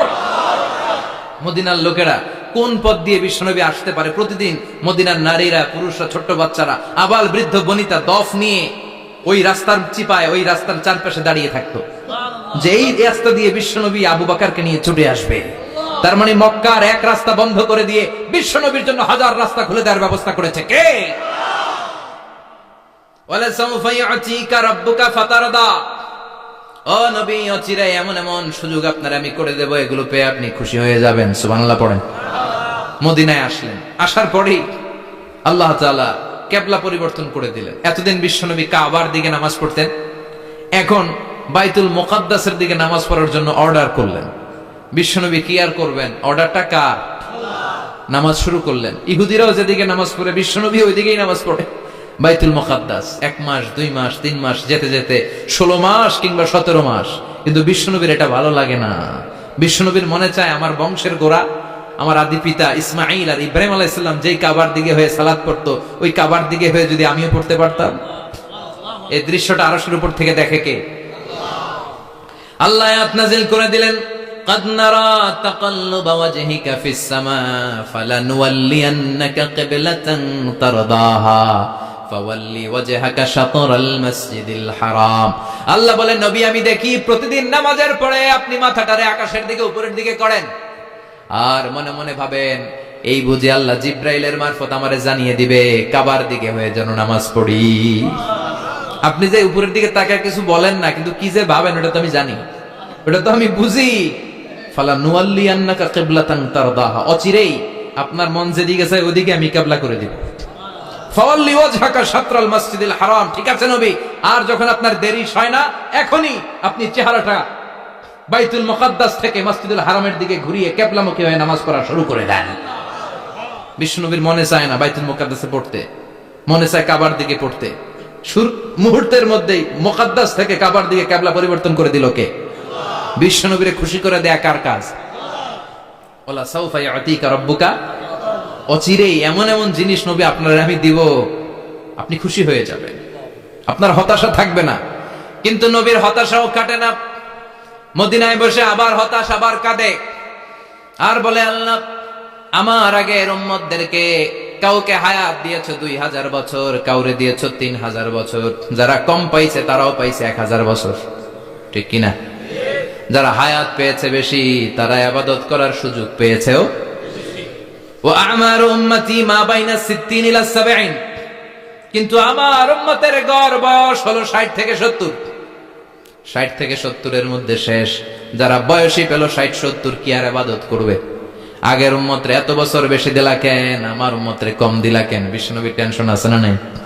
আবার হতাশ, আহা আমার উম্মতের কি হবে? উম্মতি উম্মতি আজীবন কেঁদেছেন। আল্লাহু আকবার। বিশ্বনবী বললেন আমার উম্মতি মা বাইনা 60 ইলা 70, আমার উম্মতের গড় বয়স 60 থেকে 70 এর মধ্যে সব শেষ। আপনাদের এই এলাকার কি অবস্থা? হ্যাঁ চাচা, আপনার বয়স কত? এরমই কত? 70। আল্লাহ আরো 70 বছর দিও। 100 বছর আছেন কে কে দেখি? 100। তুমি 100? বেটা তোর 20 বছরই তো হয় নাই। 100 ও ভুলে দাঁড়াইছে। আচ্ছা আর আর আচ্ছা 90 আছে নাকি এদিকে? 90 নাই না? 80 আছে? 80 নেই? এই যে আছে। কত হবে আপনার? কাছাকাছি হবে? আলহামদুলিল্লাহ, আল্লাহ আরো হায়াত দারাজ করো। তো দেখছেন মুরব্বীদেরকে আমরা হারাতে বসেছি, পাই না। 80-70 পাওয়া যায় না। মা বাইনা 60 ইলা 70, 60 থেকে 70 এর মধ্যে বেশিরভাগই শেষ। জোরে কোন ঠিক কিনা? বিশ্বনবী আবার কাঁদলেন, আল্লাহ আগের উম্মতেরা হায়াত পেত বেশি, আমার উম্মতের হায়াত কম, তারা ইবাদত করত বেশি, আমার উম্মতের কি হবে? আল্লাহ বললেন চিন্তা নাই, ইন্না আনজালনাহু ফি লাইলাতিল কদর ওয়ামা আদরাকা মা লাইলাতুল কদরি লাইলাতুল কদরি খায়রুম মিন আলফি শাহর। সুবহানাল্লাহ পড়ে। ও নবী, ওদেরকে হায়াত বেশি দিছি, কদর দেই নাই। আপনার উম্মতদেরকে হায়াত কম দিছি, কিন্তু লাইলাতুল কদর দিয়েছি। লাইলাতুল কদর খায়রুম মিন আলফি শাহর, 1000 মাসের চেয়ে সেরা। আপনার উম্মতেরা বয়স কম পেয়েছে ঠিক, কিন্তু কদরের রাতে এক রাত ইবাদত করলে 1000 রাতের ইবাদতের যে সওয়াব তার চেয়ে বেশি সওয়াব হয়ে যাবে। ফাতারদা, আবার নবী খুশি হয়ে গেলেন। সুবহানাল্লাহ কইবেন না? যেখানে নবীর মন খারাপ, নবীর মন ভালো করে দেয় কে? এরপর একটার পর একটা বিজয় বিশ্বনবীকে দিল কে? বদরের বিজয় দান করলো কে? আমাদেরকে বিজয় দেয় কে? বদরের বিজয়, উহুদের বিজয়, মক্কা বিজয়। সুবহানাল্লাহ পড়েন। মক্কা বিজয় হওয়ার পরে বিশ্বনবী গণধর্ষণ করছে নাকি? গণহত্যা, জেনোসাইড, হ্যাঁ, বাড়ি ঘর মক্কার সবার জ্বালাই দিয়েছিল আগুন দিয়ে। কি করছিলেন? ক্ষমা। বড় বড় যারা অপরাধী, এরকম কয়েকজন অপরাধীকে তিনি হত্যা করার নির্দেশ দিয়েছেন। যারা বড় অপরাধী, এদের ক্ষমা নাই, আল্লাহর কাছ থেকেও ক্ষমা নাই। চিল্লা এখন ঠিক কিনা? বাকি সবাইকে বললেন লা তাসরিবা আলাইকুমুল ইয়াউম ইযহাবু আনতুমুত তুলাকা, কোনো আক্রোশ নাই, যাও মিয়া, সব মাফ করে দিলাম। বিশ্বনবীর এই মাফের ঘটনায় ঐতিহাসিকরা অবাক হয়েছে, যেটা কেমন নবী, কেমন লোক, যাকে অত্যাচার করলো, মারলো, ভিটেমাটি ছাড়া করলো, উনি যখন ওই এলাকায় বিজয়ীর বেশে আসলেন, প্রতিশোধ না নিয়ে ক্ষমা করে দিলেন। In the long history of the world, there is no instance of magnanimity and forgiveness which was shown by the last messenger Muhammad, when all of his enemies laid under his feet and he forgave them one and all. পৃথিবীর ইতিহাসে ক্ষমার এরকম নিদর্শন কেউ দেখাতে পারে নাই, যেটা দেখিয়েছিল শেষ নবী মুহাম্মদ সাল্লাল্লাহু। তার সব শত্রুরা পায়ের নিচে চাইলে পিষে মারতে পারতেন, সবাই তিনি না মেরে ক্ষমা করে দিলেন। ওরা আমাদেরকে মানবতার কথা শিখায়, ওরা আমাদেরকে গণতন্ত্র শিখায়, ওরা আমাদেরকে শান্তির কথা শিখায়। ওরা ইরাক যুদ্ধে মেরেছে লক্ষ লক্ষ, আফগান যুদ্ধে মেরেছে লক্ষ লক্ষ, প্রথম বিশ্বযুদ্ধে, দ্বিতীয় বিশ্বযুদ্ধে এরা দেদারসে পাখির মতো মারে, এখনো মারে।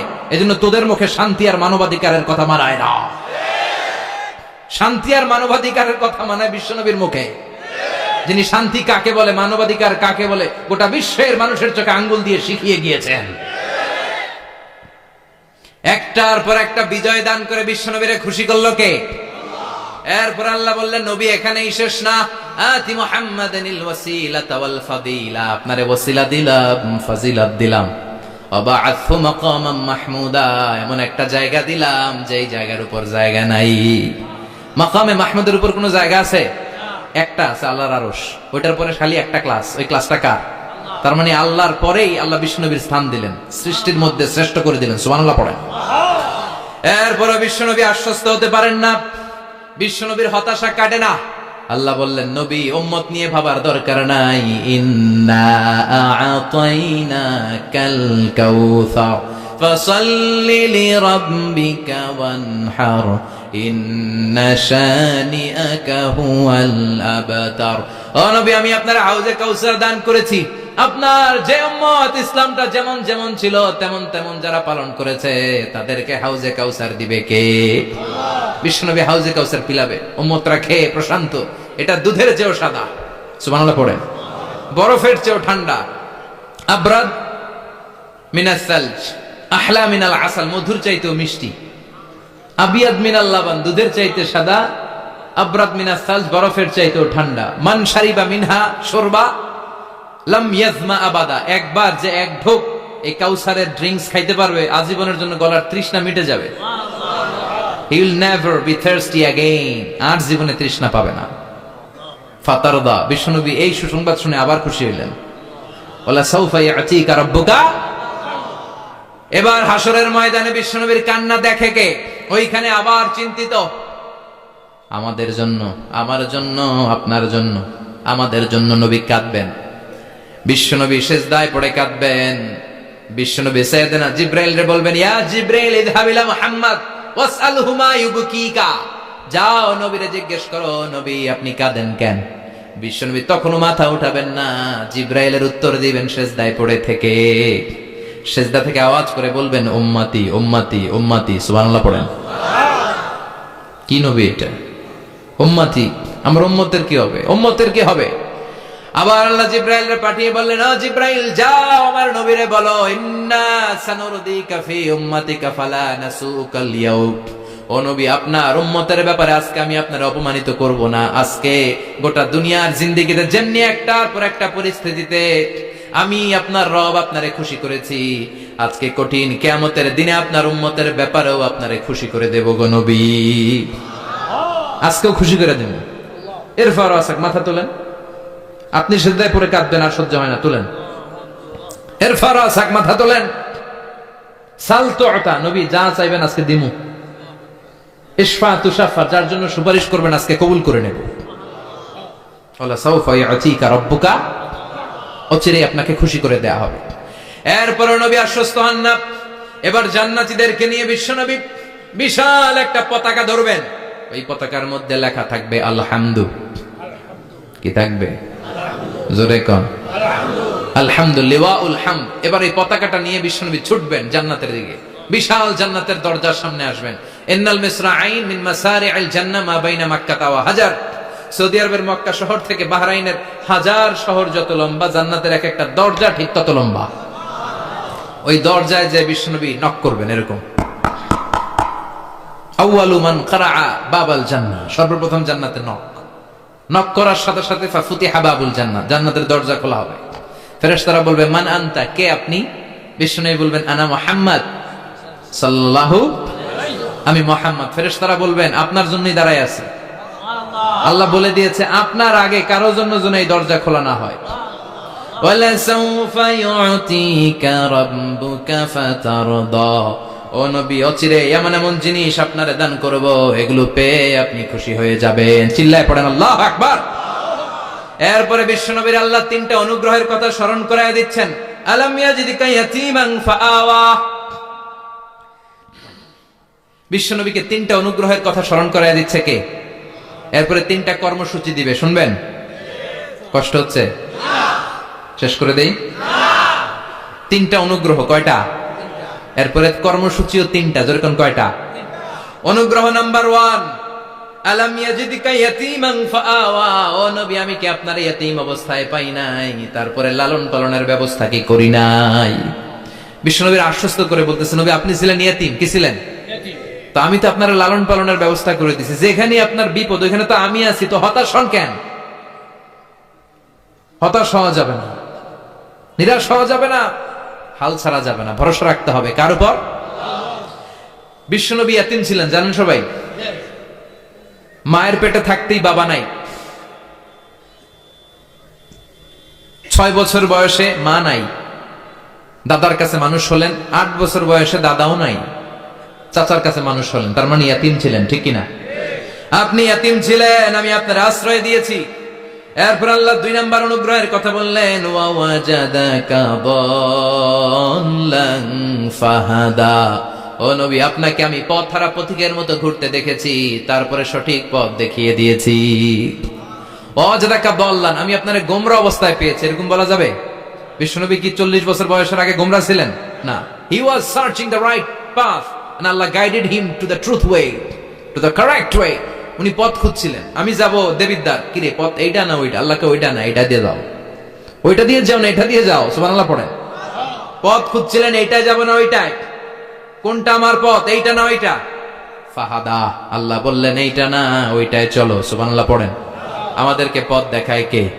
আমি যদি কোনদিন পথ ভুলে যাই, হাতছানি দিয়ে কাছে নিও, মমতার বন্ধনে আমায় বেঁধে সব ভুল ক্ষমা করে দিও। পড়েন আমিন। আমরা পথ হারালে পথ দেখায় কে? আবার তাফসিরে এসেছে, আপনি হারিয়ে গিয়েছিলেন, আমি আপনাকে ফিরিয়ে দিয়েছি। পাহাড়ি কোন একটা রাস্তায় বিশ্বনবী ছোটবেলা হারিয়ে গিয়েছিলেন, আল্লাহ তাআলা বিশ্বনবীকে আবার চাচার কোলে ফিরিয়ে দিলেন। এই বর্ণনাটা দুর্বল। সঠিক মত হচ্ছে বিশ্বনবী পথ খুঁজছিলেন, সঠিক পথ, আল্লাহ বিশ্বনবীকে সঠিক পথ দেখালেন। সুবহানাল্লাহ পড়েন। 3 নম্বর অনুগ্রহ, ওয়াজাদাকা আইলান ফাআগনা, আপনি ছিলেন নিঃস্ব, টাকা পয়সা ছিল না। তাফসিরে এসেছে ফাআগনা বিখাদিজা, খাদিজার মাধ্যমে আমি আপনারে ধনী বানায়া দিছি। বিশ্বনবীর কিন্তু টাকা পয়সা ছিল না, জানেন? ছাগল চড়াতো, কাউবয়। মা মিন নাবিয়্যিন ইল্লা রাআল গানাম, ছাগল চড়াতেন। এরপরে খাদিজাতুল কুবরার স্টাফ হিসেবে, কর্মচারী হিসেবে ক্যারিয়ার শুরু করলেন। এরপর বিজনেস ম্যাগনেট হিসেবে শুরু করলেন। খাদিজাতুল কুবরার সাথে যখন বিয়ে হয়ে গেল, খাদিজাতুল কুবরা তাহেরা ওনার সব সম্পদের মালিক বিশ্বনবীরে বানায় দিলেন। আল্লাহ বলেন, তোমার তো কিছু ছিল না নবী, খাদিজার মাধ্যমে বিয়ে পড়িয়ে দিয়ে আমি তোমারে ধনী বানিয়ে দিলাম। 3টা অনুগ্রহের কথা স্মরণ করালো কে? 3টা অনুগ্রহের কথা স্মরণ করিয়ে দিয়ে এবার বিশ্বনবীর 3টা ওয়ার্ক প্ল্যান দিবেন। কয়টা ওয়ার্ক প্ল্যান? কয়টা কর্মসূচি? শুনবেন। নাম্বার 1, আল্লাহ বললেন ফাআম্মাল ইয়াতীমা ফালা তাকহার। ও নবী, প্রথম কর্মসূচি, খবরদার এতিমের সাথে কবু খারাপ আচরণ করবেন না। কারণ আপনি নিজেই এতিম ছিলেন। নিজে কি ছিলেন? কথা কন। এতিম এলাকায় আসেনি? এতিমরা সমাজের সবচেয়ে সুবিধা বঞ্চিত মানুষ। এতিমের সাথে খারাপ আচরণ করবেন না। বিশ্বনবী বলতেন, এদিকে তাকান, আঙ্গুলের দিকে তাকাইছেন? আনা ওয়া কাফিলুল ইয়াতীমি হাকাদা ফিল জান্নাহ, আমি এবং এতিমের রক্ষণাবেক্ষণকারী, লালন পালনকারী একসাথে এভাবে জান্নাতে থাকবো। এতিমের পালনকারী আমার প্রতিবেশী হবে, আর লালন পালন করবে তো দূরের কথা, এতিমের মাল খাইয়া শেষ। আছে না নাই? ইন্নাল্লাযীনা ইয়াকুলুনা আমওয়ালাল ইয়াতামা যুলমান ইন্নামা ইয়াকুলুনা ফি বুতুনিহিম নারা ওয়া সায়াসলাউনা সাঈরা। তুই এতিমের মাল খাস, তুই এতিমের সম্পদ খাস নাই, তুই জাহান্নামের আগুন পেটে ঢুকিয়েছিস। এতিমের সম্পদকে সে রক্ষণাবেক্ষণ করে দিয়ে এতিমের একটা ব্যবস্থা করে দিবে, ওইটা না, এতিমের সম্পদ মাইরা খায়া ফেলায়। তুমি এতিমের সম্পদ খাও নাই, তুমি জাহান্নামের আগুন পেটে ঢুকিয়েছো। এতিমকে ভালোবাসবেন। এতিমরে ভালোবাসা মানে নবীরে ভালোবাসা, কারণ আমার নবী এতিম ছিল, ঠিক কি না? এতিমের মাথায় হাত বুলিয়ে দিবেন। আল মাসহু, খেয়াল করেন, আল মাসহু আলা রাসিল ইয়াতীম ইউজিলু কাসওয়াতাল কলব। এতিমের মাথায় হাত বুলিয়ে দিলে হৃদয়ের কাঠিন্যতা দূর করে দেয় কে? এক সাহাবী এসে বললেন, ইয়া রাসূলুল্লাহ, জাআ রাজুলুন ইলা রাসূলিল্লাহ ওয়া ইয়াশতাকি কাসওয়াতাল কলব। এক লোক এসে বলে, নবী, আমার হৃদয়টা বড্ড শক্ত, হৃদয় নরম হয় না, এমন কিছু আমারে শিখিয়ে দেন যাতে হৃদয়টা নরম হয়ে যায়। বিশ্বনবী বললেন, তোমারে 3টা কাজ করতে বলবো। 1, ইরহামিল ইয়াতীম, এতিমের প্রতি রহম দিল হও। 2, আমসাহ আলা রাসি, এতিমের মাথায় হাত বুলিয়ে দাও। 3, আতইম তাআমাকা মাআহু, তোমার খাবার তার সাথে শেয়ার করো। ইয়ালিনু কলবুক, তোমার হৃদয়টা নরম হয়ে যাবে। অনেকে আছে দোয়া করলে চোখ দিয়ে পানি বের হয় না, আসরে নাই? কঠিন হৃদয়, হৃদয় নরম হয় না। এতিমের মাথায় হাত বুলিয়ে দিবেন, আপনার হৃদয়টারে নরম করে দিবে কে? যাদের ঘরে শান্তি নাই, জ্বালা যন্ত্রণা, একটু এতিমখানায় যাবেন, কিছু দান সদকা করবেন। ওরা খেতে পায় না, ওদেরকে খাবার দিয়ে আসবেন, একটা গরু দিয়ে আসবেন, একটা খাসি দিয়ে আসবেন, ওরা খাবে, আপনার জন্য দোয়া করবে। আর মাথায় একটু হাত বুলিয়ে দিয়েন। বিশ্বনবীর আল্লাহ বললেন, নবী ফাআম্মাল ইয়াতীমা ফালা তাখহার, এতিমকে তুচ্ছ জ্ঞান করবেন না। আপনি নিজেও এতিম ছিলেন। ছোটবেলা বিকেলে খেলতে খেলতে সবার বাবা এসে ছেলেদেরকে নিয়ে যেত, আপনারা নেয়ার মতো কেউ ছিল না। আপনি নিজে এতিম ছিলেন, আপনি ওদের দুঃখ বুঝবেন, এজন্য খবরদার। ফাআম্মাল ইয়াতীমা ফালা তাখহার, বিশ্বনবীর আল্লাহ ধমক দিয়ে বলে ফালা তাখহার, এতিমদের প্রতি কঠোর হবেন না, তুচ্ছ জ্ঞান করবেন না, এতিমের সাথে রূঢ় আচরণ করবেন না। এতিমের সাথে রূঢ় আচরণ করা কবিরা গুনাহ। নামে আল্লাহ কোরআনে একটা সূরা দিয়েছেন, আল মাউন। আরাআইতাল্লাযী ইউকাযযিবু বিদ্দীন, পড়েন ফাযালিকাল্লাযী ইয়াদুউল ইয়াতীম, ইয়াদুউল ইয়াতীম। আপনি কি দেখেন নাই ওরা দিনকে অস্বীকার করে আর ওরা এতিমকে ঘাড় ধাক্কা দিয়ে বের করে দেয়। এতিমের সাথে যারা খারাপ আচরণ করে এরা কখনো ভালো মানুষ হতে পারে না। এজন্য এতিমের সম্পদ অন্যায়ভাবে আত্মসাৎ করা যাবে। এতিমের মাথায় হাত বুলিয়ে দিলে হৃদয়টারে নরম করে দেয় কে? বিশ্বনবী এতিম ছিলেন, তাই এতিমের দরদ বিশ্বনবী ভালো বোঝেন। এজন্য বিশ্বনবীর প্রথম ওয়ার্ক প্ল্যান কর্মসূচি দিলেন, ফাআম্মাল ইয়াতীমা ফালা তাকহার, খবরদার নবী এতিমের সাথে কখনো খারাপ আচরণ করবেন। 2 নম্বর কর্মসূচি, ওয়া আম্মাস সাইলা ফালা তানহার, ও নবী যারা সাইল, যারা ফরিয়াদি, যারা ভিক্ষুক, কখনো তাদেরকে ধমক দিবেন না। ভিক্ষুককে ধমক দিয়েন না, ফিরিয়ে দিয়েন না। আমরা ভিক্ষুককে ধমক দেই, ফিরিয়ে দেই। গাড়ির মালিক গাড়িতে বসে আছে, রাস্তায় জ্যাম, কিছু ভিক্ষুক এসে স্যার 2টা টাকা দেন, ধমক দেয়, আছে না নাই? ও ভাঙ্গা থালা হাতে নিয়ে দাঁড়িয়ে আপনার কাছে টাকা চায়। আপনি বড় সাহেব, ওরেও বড় সাহেব বানাইতে পারতো কে? ওই ভাঙ্গা থালাটা আপনারে হাতে দিয়ে রাস্তায় নামাইতে পারতো কে? এই কাজটা করতে আল্লাহর কয় সেকেন্ড লাগে? এজন্য ফাআম্মা সাইলা ফালা তানহার, খবরদার ফরিয়াদি ভিক্ষুককে তাড়িয়ে দিয়েন না। যতটুকু পারেন দেন। বিশ্বনবী কখনো কোনো ফরিয়াদিকে তাড়িয়ে দিতেন না। সুবহানাল্লাহ পড়েন। যেই বিশ্বনবীর কাছে এসে কিছু চাইতো বিশ্বনবী দিতেন। বিশ্বনবী কখনো কাউকে ফিরিয়ে দিতেন না। বিশ্বনবীর কাছে চাওয়া মাত্র বিশ্বনবী দিতেন, না বলতে জানতেন না। সুবহানাল্লাহ পড়েন। না, এটা কেমন করে বলে বিশ্বনবী জানতেন না। একবার এক সাইল এসে বললে, ইয়া রাসূলুল্লাহ আ'তিনি কামিসান, আমাকে একটা জামা দেন। বিশ্বনবীর গায়ে তখন একটাই জামা। কয়টা? বিশ্বনবী কি আর করবেন, না তো করতে জানেন না, নিজের জামাটাই খুলে দিয়ে দিলেন। এখন বিশ্বনবীর গায়ে কয়টা জামা? কয়েকটা। কয়টা? কোনো জামা নাই। ছিল কয়টা? ওইটাই তো দিয়ে দিস। আল্লাহ বিশ্বনবীরে বললেন, ওয়াল্লাযীনা ইযা আনফাকু লাম ইউসরিফু ওয়া লাম ইয়াকতুরু ওয়া কানা বাইনা যালিকা কাওয়ামা। মুমিনদের বৈশিষ্ট্য হবে এমন, যখন দান করবে, দান করতে যে অপচয় করবে না, কিপটামিও করবে না, মাঝামাঝি। সুবহানাল্লাহ। মানে বুঝালেন নবী, আপনার যদি 2টা জামা থাকতো না হয় একটা দিতেন। ছিল কয়টা? তো ওইটা যে দিয়েছেন আপনি গায়ে দিবেন কি? কি নবী ছিল? একটা ছিল, একটাই দিয়ে দিয়েছে। সুবহানাল্লাহ পড়েন। এজন্য যারা সাইল, ফরিয়াদিদেরকে তাড়িয়ে দেয়া যাবে না।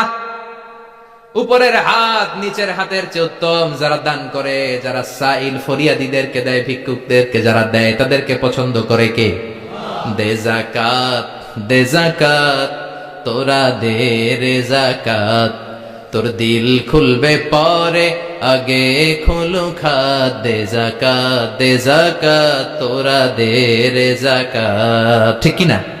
দানশীলদের পছন্দ করে কে? আল্লাহ কৃপণদেরকে পছন্দ করে না। আল্লাহ দানশীলদেরকে পছন্দ করে।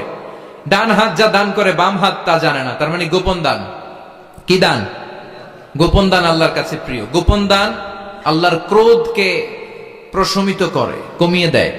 আপনার কোনো পাপ কাজের কারণে আল্লাহ যদি আপনার উপর রেগে থাকে, আপনি গোপন কিছু সদাকা করবেন, দেখবেন আল্লাহর রাগ কমে গিয়েছে, আল্লাহ আপনার উপর খুশি হয়ে গিয়েছে। সুবহানাল্লাহ পড়েন।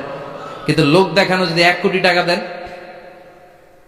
অমুক ভাই মসজিদের জন্য দান করেছে 5 লক্ষ টাকা, বলেন মারহাবা। ওই কয় মারহাবা। তো এই যে মারহাবা মার্কা যে দানটা, এটাতে কোনো সওয়াব যদি যদি তার মনের ভিতরে এই ইন্টেনশন থাকে যে আমারে মারহাবা বলবে, আমাকে হাতেম তায়ের চাচাতো ভাই বলবে, আমাকে দানবীর সমাজসেবক বলবে, শিল্পপতি বলে তাকবীর দিবে, ঘোষণা দিবে। এই ইন্টেনশন নিয়ত যদি থাকে, এই 5 লক্ষ টাকায় কোনো কানা পরিমাণ সওয়াব হয়েছে, এটারে মিজানের পাল্লায় তুলে দিলে কিয়ামতের দিন কোন ওজন হবে? কিন্তু আল্লাহরে খুশি করার জন্য 1 টাকা দিয়েছেন দান বক্সে। জুমার দিন বক্স যায় না, দান বক্স, 1 টাকার কয়েন টুপ করে ফেলে দিলেন, একজনকে দেখানোর জন্য দিলেন। তিনি কে? ওইটাকে উহুদ পাহাড়ের সমান ভারী করে আপনার আমলনামায় আল্লাহ তুলে দিবে। কামা ইউরাব্বি ফুলুয়াহু, হাদিসে এসেছে, ওটের মালিক যখন দেখে তার ওটের বাচ্চা হয়েছে, তখন ওটের মালিক বড্ড খুশি হয়ে যায়। এই বাচ্চাটারে খাইয়ে দাইয়ে পেলে পুষে বড় করে। আমাদের দেশে যারা গরু পালে, গরু গাভী পালে না, কথা বলেন, পালে, তো বাচ্চা হলে এটারে বড় করে কুরবানির হাটে বিক্রি করবে, আছে না নাই? এটা আস্তে আস্তে বড় করতে থাকে, বড় করে করে বিশাল নাদুস নুদুস করে। আল্লাহ বলে, যেই দানটা তুই আমার জন্য করেছিলি, ওটা যদিও সামান্য হয়, আমি বাছুরের মতো খাইয়ে দাইয়ে পেলে পুষে বিশাল বড় করে উহুদ পাহাড়ের সমান করে তোর আমল নামার ভিতর কিয়ামতের দিন ঢুকাইয়া দেব। এজন্য আম্মা সাইলা ফালা তানহার, খবরদার, ভিক্ষুককে ধমক দিবেন না। 3 নাম্বার কর্মসূচি, ওয়া আম্মা বিনিআমাতি রাব্বিকা ফাহাদ্দিস, আপনার রবের পক্ষ থেকে যেই নিয়ামতগুলো পেয়েছে এগুলোর বর্ণনা শুরু করে দেন। ওয়া আম্মা বিনিআমাতি রাব্বিকা ফাহাদ্দিস, রবের পক্ষ থেকে যেই নিয়ামত পেয়েছেন এগুলো বর্ণনা শুরু করে দেন। অনেকে আছে আল্লাহর পক্ষ থেকে অনেক নিয়ামত পেয়েছে, এগুলোর প্রকাশ ঘটায় না, আছে না নাই? কথা কন। কোটি টাকার মালিক হয়েছেন আপনি, কোটি কোটি টাকার মালিক। অনেক আছে 1000 কোটি টাকার মালিক, সিরাজামা পরে, আছে না নাই? তো আমাদের সিরাজামা পড়তে গেছে কে? আপনি কোটিপতি, আপনি দামি জামা পরবেন, আপনি দামি গাড়িতে চড়বেন, আর শুকরিয়া করবেন কার? আপনাকে আল্লাহ ছেলে মেয়ে দিয়েছে অনেক, বলেন যে আল্লাহ আমার অনেকগুলো ছেলে দিয়েছে, আলহামদুলিল্লাহ, সবগুলো নামাজ। আল্লাহ আমার অনেক সম্পদ দিয়েছে, আলহামদুলিল্লাহ, আমি যাকাত দেওয়ার চেষ্টা করি। সব বলবেন শুকরান লা ফাখরান, শুকরিয়া করে বলবেন, কোনো ফাখর করে নয়। তার মানে আল্লাহর দেয়া নিয়ামতের শুকরিয়া আদায়ের মধ্যে, ওটা প্রকাশ করার মধ্যে কোনো দোষ নাই। চিৎকার করে বলেন ঠিক কিনা? এজন্য আল্লাহ বললেন, ওয়া আম্মা বিনিআমাতি রাব্বিকা ফাহাদ্দিস, আল্লাহর দেয়া নিয়ামতের শুকরিয়া আপনি করেন, আল্লাহর দেয়া নিয়ামতের বর্ণনা আপনি শুরু করে দেন। সুবহানাল্লাহ বলেন। তাহলে 3টা কর্মসূচি দিলেন, চিল্লায় বলেন কয়টা? 1 নম্বরে আল্লাহ বললেন, ফা আম্মাল ইয়াতীমা ফালা তাকহার, খবরদার, এতিমদেরকে ধমক দিবেন না, যারা সুয়াল করে ফরিয়াদ করে তাদেরকে ফিরিয়ে দিবেন না, আর নিয়ামতের শুকরিয়া করেন। সুবহানাল্লাহ পড়েন। সূরাতুদ দোহার কথা বুঝতে পেরেছেন? সূরাতুদ দোহার সেন্ট্রাল থিম কি বলেছিলাম মনে আছে? হতাশ হওয়া যাবে, নিরাশ হওয়া যাবে, হাল ছাড়া যাবে। আবার বলেন, হতাশ হওয়া যাবে, নিরাশ হওয়া যাবে, হাল ছাড়া যাবে, ভরসা রাখতে হবে। ভরসা রাখতে হবে কার উপর? চিল্লায় বলেন কার উপর? আমরা যেন হতাশ না হই, নিরাশ না হই, আমরা যেন হাল ছেড়ে না দেই, আমরা যেন আল্লাহর উপর ভরসা রাখতে পারি। আল্লাহ তুমি তৌফিক দাও।